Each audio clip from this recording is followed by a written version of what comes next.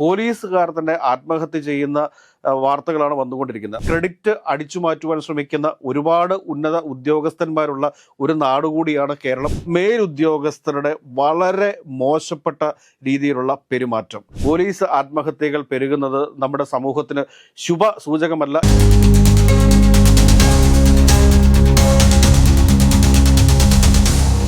നമസ്കാരം. കേരളത്തിലെ പോലീസിനെ സംബന്ധിച്ചിട്ട് ഒരുപാട് ആക്ഷേപങ്ങളുമുണ്ട്. അതോടൊപ്പം തന്നെ മലയാളികൾ ഒരുപാട് തവണ കേരള പോലീസിനെ അഭിനന്ദിച്ചിട്ടുമുണ്ട്. ഓരോ സർക്കാരുകൾ മാറി വരുമ്പോഴും ഇത് പിണറായിയുടെ പോലീസ്, അല്ലെങ്കിൽ ഉമ്മൻചാണ്ടിയുടെ പോലീസ്, കരുണാകരൻ്റെ പോലീസ്, നയനാരുടെ പോലീസ്, അച്യുതാനന്ദൻ്റെ പോലീസ് എന്നൊക്കെ പറഞ്ഞുള്ള മുദ്രാവാക്യങ്ങളും നമ്മൾ ഒരുപാട് കേട്ട് പഴകിച്ചിട്ടുള്ളതാണ്. പക്ഷേ ഈ കേരള പോലീസിനെ സംബന്ധിച്ചിട്ട് അവർ അനുഭവിക്കുന്ന ഒരു മാനസിക സംഘർഷമുണ്ട്. അതുകൂടാതെ തന്നെ അവർ അനുഭവിക്കുന്ന ഒരു ജോലിയുടെ സമ്മർദ്ദം എന്ന് പറഞ്ഞു കഴിഞ്ഞാൽ അതിലേറെയാണ്. അതിനൊക്കെ അപ്പുറത്ത് വേറൊരു കാര്യം കൂടി സാധാരണക്കാരായിട്ടുള്ള പോലീസ് ഉദ്യോഗസ്ഥർക്ക്, അല്ലെങ്കിൽ കോൺസ്റ്റബിൾ ലെവലിൽ നിൽക്കുന്ന ആളുകൾക്ക് നേരിടേണ്ടി വരുന്നുണ്ട്. അതായത് മേലുദ്യോഗസ്ഥരുടെ വളരെ മോശപ്പെട്ട രീതിയിലുള്ള പെരുമാറ്റം. അതായത് ഇപ്പോൾ കോൺസ്റ്റബിളിനെ ASI എടാ പോട എന്ന് വിളിക്കുമെങ്കിൽ ASIയെ SIയും, SIക്ക് മേളിൽ CIയും, CIക്ക് മേളിൽ DYSPയും, SP, IG, ഇതിങ്ങനെ അങ്ങോട്ട് DGP തലം വരെ എത്തി നിൽക്കുന്നു. പരസ്പര ബഹുമാനമില്ല എന്നുള്ളതാണ് കേരള പോലീസ് നേരിടുന്ന ഏറ്റവും വലിയ പ്രശ്നം എന്ന് തോന്നുന്നു.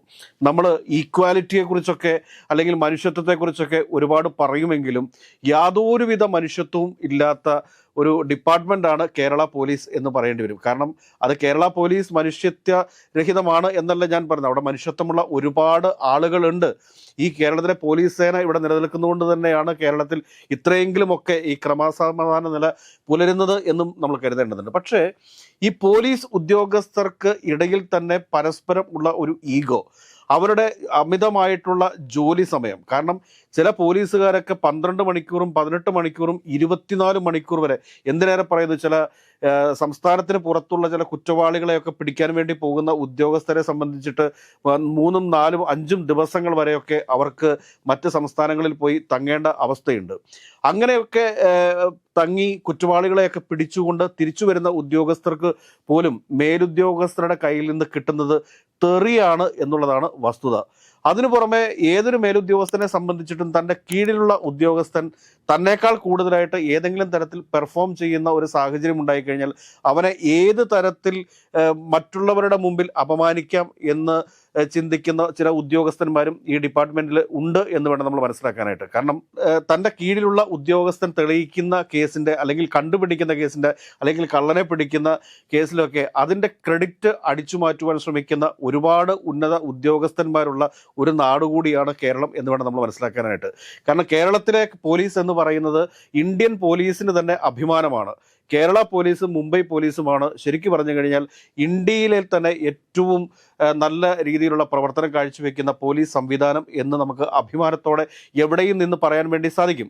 പക്ഷേ അമിതമായ ജോലിഭാരം, അതോടൊപ്പം തന്നെ തങ്ങളുടെ കുടുംബത്തോടൊപ്പം ചെലവഴിക്കാൻ പറ്റാത്ത സാഹചര്യങ്ങൾ ഒക്കെ പലപ്പോഴും പോലീസുകാരെ ഒരു അരാജകത്വത്തിലേക്ക് നയിക്കുന്നു എന്ന് വേണം നമ്മൾ മനസ്സിലാക്കാനായിട്ട്. ഈ കഴിഞ്ഞ ദിവസങ്ങളിലൊക്കെ പത്രമാധ്യമങ്ങളിൽ വരുന്ന വാർത്തകൾ നോക്കുകയാണെങ്കിൽ പോലീസുകാർ തന്നെ ആത്മഹത്യ ചെയ്യുന്ന വാർത്തകളാണ് വന്നുകൊണ്ടിരിക്കുന്നത്. അതിലും പല ഉന്നത ഉദ്യോഗസ്ഥന്മാർ വരെ ഉണ്ട് എന്ന് വേണം നമ്മൾ മനസ്സിലാക്കാനായിട്ട്.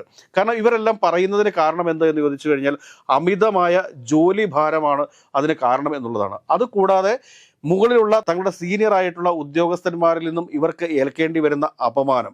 കാരണം ഒരു പക്ഷേ പോലീസ് സേനയുടെ ഒരു സംവിധാനം അനുസരിച്ചിട്ട് അതേ രീതിയിലൊക്കെയുള്ള ഒരു ഇൻസൾട്ടും ഹരാസ്മെൻറ്റും ഒക്കെ ഉണ്ടെങ്കിൽ മാത്രമേ ആ ഒരു പേടി, അല്ലെങ്കിൽ മുകളിലുള്ള ഉദ്യോഗസ്ഥന്മാരെ അനുസരിക്കത്തുള്ളൂ എന്നൊക്കെയുള്ളൊരു തെറ്റായ ധാരണ ഒരു പക്ഷേ പോലീസിലെ ഉന്നത ഉദ്യോഗസ്ഥർക്ക് ഉണ്ടാകും എന്ന് കരുതുന്നു. പക്ഷേ പോലീസ് സേനയെ സംബന്ധിച്ചിട്ട് പോലീസ് സേനയ്ക്ക് എപ്പോഴും ഒരു ആത്മവിശ്വാസം പകർന്നു നൽകേണ്ട ആളുകളാണ് ഉന്നത ഉദ്യോഗസ്ഥർ എന്ന ഒരു അഭിപ്രായക്കാരനാണ് ഞാൻ. മറിച്ച് അവരെ തെറി പറഞ്ഞ്, അല്ലെങ്കിൽ അവരെ അപമാനിച്ചുകൊണ്ട്, അല്ലെങ്കിൽ അവരെ ഹരാസ് ഹറാസ്മെന്റ് നടത്തിക്കൊണ്ട് ഒക്കെ തങ്ങളെ അനുസരിപ്പിക്കാം, അല്ലെങ്കിൽ തങ്ങൾ പറയുന്നത് അവരെ കൊണ്ട് അനുസരിപ്പിക്കാം എന്ന് വിചാരിച്ചാൽ അത് ഈ ഒരു പുതിയ ലോകത്ത് അതൊരു തെറ്റിദ്ധാരണ ആയിരിക്കും എന്നാണ് എനിക്ക് തോന്നുന്നത്. ഒരു ടീം വർക്കിലൂടെ തന്നെ പോലീസ് സേനയുടെ കഴിവ് മെച്ചപ്പെടുത്തേണ്ട ഉത്തരവാദിത്തം അതിൻ്റെ മേലുദ്യോഗസ്ഥന്മാർക്കാണ്. മേലുദ്യോഗസ്ഥന്മാർ കൃത്യമായ രീതിയിൽ ജനങ്ങളോട് എങ്ങനെ ഇടപെടണം എന്ന് പറഞ്ഞു കൊടുക്കേണ്ടതുണ്ട്. അതോടൊപ്പം തന്നെ ഒരു മനുഷ്യ ജീവിതത്തിൽ ഏറ്റവും കൂടുതൽ അനിവാര്യമായിട്ടുള്ള ഒരു കാര്യമാണ് വിശ്രമം എന്ന് പറയുന്നത്. വിശ്രമമില്ലാതെ ജോലി ചെയ്യുന്ന ഒരു വിഭാഗമാണ് കേരളത്തിലെ പോലീസ് എന്ന് വേണം നമുക്ക് മനസ്സിലാക്കാനായിട്ട്. കാരണം അത് പണിയെടുക്കുന്ന പോലീസുകാരെ കുറിച്ചാണ് പറയുന്നത്, പണിയൊന്നും എടുക്കാതെ വെറുതെ ഇരിക്കുന്ന പോലീസുകാരെ കുറിച്ചല്ല പറയുന്നത്. ഇപ്പൊ എവിടെ സമരം നടന്നാലും അതിന്റെ മുൻപന്തിയിൽ പോയി തല്ലു കൊടുക്കേണ്ടി വരുന്നതും അതിന്റെ പേരുദോഷം കേൾക്കേണ്ടി വരുന്നതും ഈ പോലീസുകാർക്ക് തന്നെയാണ് എന്ന് നമ്മൾ മനസ്സിലാക്കുക. പക്ഷേ നമ്മൾക്ക് പേമാരി വന്നാലും പെരുമഴ വന്നാലും എവിടെയെങ്കിലും ഒക്കെ എന്ത് പ്രശ്നങ്ങൾ സംഭവിച്ചാലും ആദ്യം ഓടിയെത്തുന്നതും പോലീസുകാർ തന്നെയാണ്. പോലീസുകാർക്ക് സമൂഹം ഒരു വിലയൊക്കെ നൽകുന്നുണ്ട്. പക്ഷേ ചില സമയങ്ങളിൽ അതിലെ ചില ഉദ്യോഗസ്ഥരുടെ പെരുമാറ്റമാണ് പോലീസിന്റെ വില കളയുന്നത് എന്നുകൂടി നമ്മൾ അറിഞ്ഞിരിക്കണം. ഏതായാലും ഒരു കാര്യം പറയാതിരിക്കാൻ വയ്യ. കാരണം പോലീസ് സേനയ്ക്കകത്ത് പോലീസ് സേനയിലെ മേലുദ്യോഗസ്ഥന്മാരുടെ പെരുമാറ്റം കുറച്ചുകൂടി നല്ല രീതിയിൽ ആവേണ്ടതുണ്ട് താഴേക്കിടയിലുള്ള ഓഫീസർമാരോട്. അതുകൂടാണ്ട് വ്യക്തിപരമായിട്ട് ചില ഉന്നത ഉദ്യോഗസ്ഥന്മാർ തങ്ങളുടെ കീഴിലുള്ള ഉദ്യോഗസ്ഥന്മാരോട് പ്രതികാരം ചെയ്യുന്നത്, അല്ലെങ്കിൽ അവരെ മനഃപൂർവ്വം പ്രൊമോഷനിൽ നിന്ന് വരെ ഒഴിവാക്കുന്ന രീതിയുണ്ട്. അതൊക്കെ പോലീസ് സേനയിൽ നിന്ന് മാറേണ്ടതായിട്ടുണ്ട്.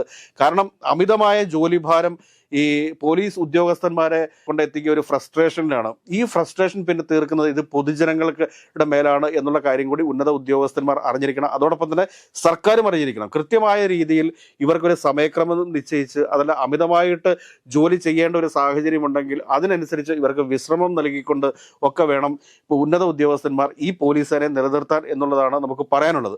ഏതായാലും പോലീസ് സേനയുടെ സുതാര്യമായ ഒരു പ്രവർത്തനം അത് അനിവാര്യമാണ്. കാരണം ഈ ആളുകൾക്ക് പോലീസിനെ കുറിച്ചുള്ള തെറ്റിദ്ധാരണ മാറേണ്ടതുണ്ട്. പോലീസ് സ്റ്റേഷനുകളിൽ യാതൊരു ഭയവും കൂടാതെ നമുക്ക് പോകാനും പരാതികൾ പറയാനും ഒക്കെ ഉണ്ടാവേണ്ട അവസരങ്ങൾ ഉണ്ടാവേണ്ടതുണ്ട്. അങ്ങനെ ഉണ്ടാവണമെന്നുണ്ടെങ്കിൽ മറ്റു മനുഷ്യരെ പോലെ തന്നെ പോലീസുകാരും മനുഷ്യരാണെന്ന് ചിന്തിക്കുന്ന മേലുദ്യോഗസ്ഥന്മാരും ഭരണാധികാരികളും നമ്മുടെ സംസ്ഥാനത്ത് ഉണ്ടാവേണ്ടതുണ്ട്. അങ്ങനെ ഉണ്ടെങ്കിൽ മാത്രമേ ഈ പോലീസുകാരെ സംബന്ധിച്ചിട്ട് അവർക്ക് പൊതുജനങ്ങളോട് നല്ല രീതിയിൽ പെരുമാറാനായിട്ടും ഒക്കെ സാധിക്കത്തുള്ളൂ. മറിച്ച് അവർക്ക് അമിതമായ ജോലിഭാരം നൽകുകയും അവരെ മാനസിക സമ്മർദ്ദത്തിലാക്കുകയും അവരെ മനസ്സാണ് എല്ലാത്തിനും ഏറ്റവും വലുതെന്ന് പറയുന്നത്. ആ മനസ്സിനെ വളരെ സമ്മർദ്ദത്തിലാഴ്ത്തിക്കൊണ്ട് അവർക്ക് ജോലി ചെയ്യാൻ സാധിക്കാത്ത ഒരവസ്ഥ സൃഷ്ടിക്കാതിരിക്കാനായിട്ട് മേലുദ്യോഗസ്ഥർ ശ്രദ്ധിക്കണം.